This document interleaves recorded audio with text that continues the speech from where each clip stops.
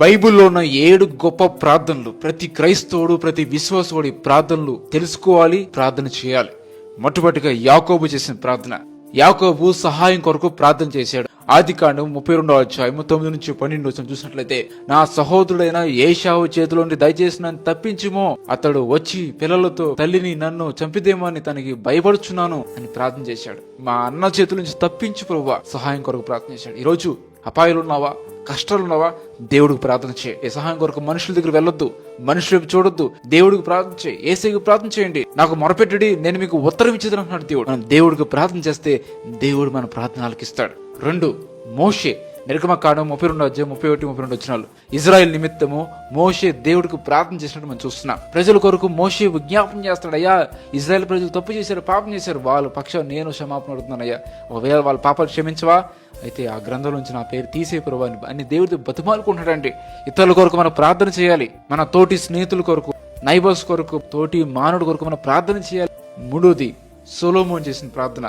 సొలొమోను జ్ఞానం కొరకు దేవుడు ప్రార్థన చేశాడు. 1 రాజులు 3వ అధ్యాయం 7 నుంచి 9 వచనాలు చూస్తే, నీ ప్రజలను పరిపాలించడానికి నాకు జ్ఞానం తెచ్చే ప్రభు అని చెప్పి దేవుడు జ్ఞానం అడుగుతాడంటే దేవుడు సొలొమోనుకి జ్ఞానం ఇస్తాడు. ఈరోజు మనం కూడా జ్ఞానం కొరకు ప్రార్థన చేయాలి. ఈరోజు మనం ఏం చేయాలనుకున్నా మనకు జ్ఞానం కావాలి. ఈరోజు ప్రతి క్రైస్తవుడు, ప్రతి విశ్వాసి మనం చేయాల్సిన ప్రార్థన, ప్రభు నాకు జ్ఞానం తెచ్చి. నెంబర్ 4, 4ది, దావీదు చేసిన ప్రార్థన. దావీదు పాపము నిమిత్తము ప్రార్థన చేశాడు.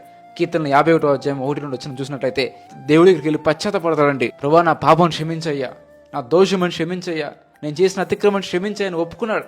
ఈరోజు ప్రతి ఒక్కరు కూడా మనం ప్రార్థన చేయాలి. మనలో పశ్చాత్తాపం లేదు, పశ్చాత్తాపం పడడం లేదు, పశ్చాత్తపడాలి పాప నిమిత్తం, దేవుడిని క్షమించని అడగాలి.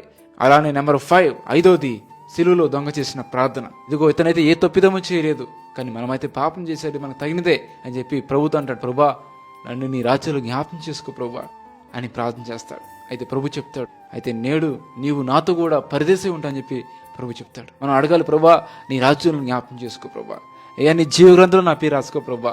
ప్రార్థన చేయాలండి. 6, 6ది, జైలు అధికారి చేసిన ప్రార్థన. జైలు అధికారి రక్షణ కొరకు ప్రార్థన చేశాడు. అయ్యా, నేను రక్షణ పొందాలంటే ఏం చేయాలి, మారు మనసు పొందాలంటే ఏం చేయాలని అడుగుతాడు. ఈరోజు ఎంతమంది ప్రార్థన చేస్తున్నామంటే. అలానే 7ది, చివరిగా పౌలు చేసిన ప్రార్థన. పౌలు విడుదల కొరకు ప్రార్థన చేశాడు. ప్రభా, ఈ మూలినాలు తీసే ప్రభా, నా కృప నీకు చాలు.